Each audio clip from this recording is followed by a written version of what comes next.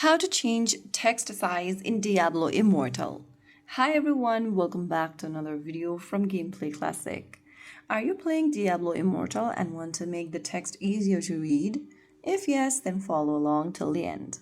First of all, open up Diablo Immortal on your device, and once you're inside the game, go ahead and tap on the menu icon at the top right corner.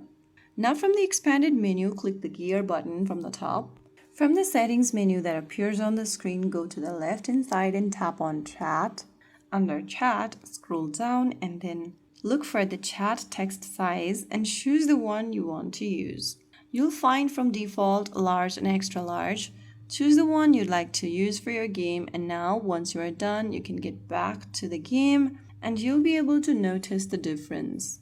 So that's how you adjust your text size in Diablo Immortal. Choose a comfortable size and get back to your adventure in Sanctuary. If you found the video helpful, don't forget to like, share, and subscribe to our channel.